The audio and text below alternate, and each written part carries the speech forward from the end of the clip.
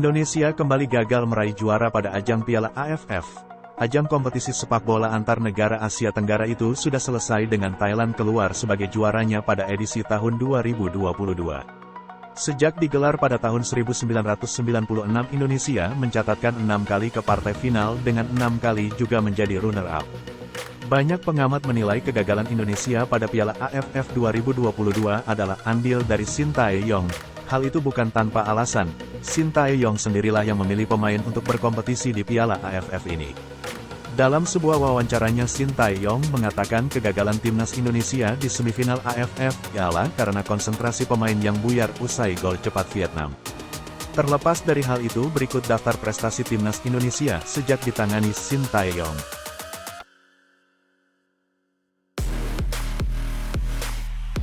Indonesia melambungkan harapan untuk juara AFF tahun 2020 sejak Shin Tae-yong tiba. Melakukan debutnya pada AFF tahun 2020 bersama Indonesia, Shin Tae-yong percaya diri dengan target juara AFF. Permainan timnas di Piala AFF meningkat dari fase grup hingga semifinal. Namun sayang timnas Indonesia harus menjadi runner-up setelah kalah di final oleh Thailand.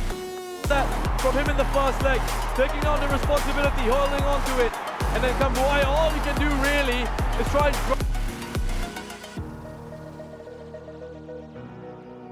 Sejak terakhir kali Indonesia meraih medali emas pada SEA Games tahun 1991, belum ada lagi medali emas yang diraih cabur sepak bola itu. Pada edisi SEA Games tahun 2021, timnas Indonesia lagi-lagi gagal mencapai medali emas. Indonesia takluk di tangan Thailand pada babak semifinal dengan skor tipis 1-0. Indonesia hanya mampu meraih medali perunggu setelah mengalahkan Malaysia di perebutan medali perunggu.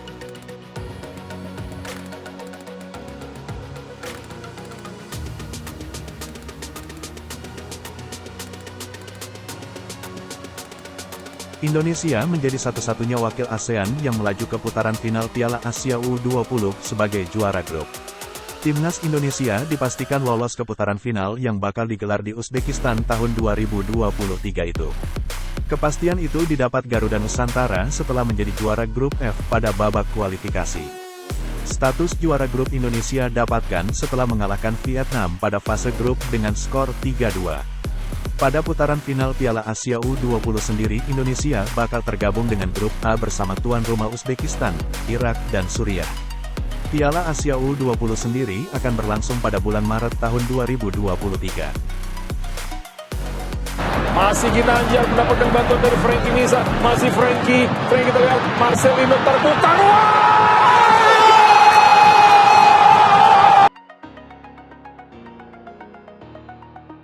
Usai 16 tahun absen pada Piala Asia, akhirnya timnas senior Indonesia berhasil lolos ke putaran final Piala Asia.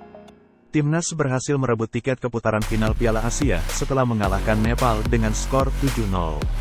Kala itu gol dicetak oleh Witan Sulaiman, Dimas Derajat, Fahrudin Arianto, Elkan Bagot, Sadil Ramdhani dan Marcelino Ferdinand.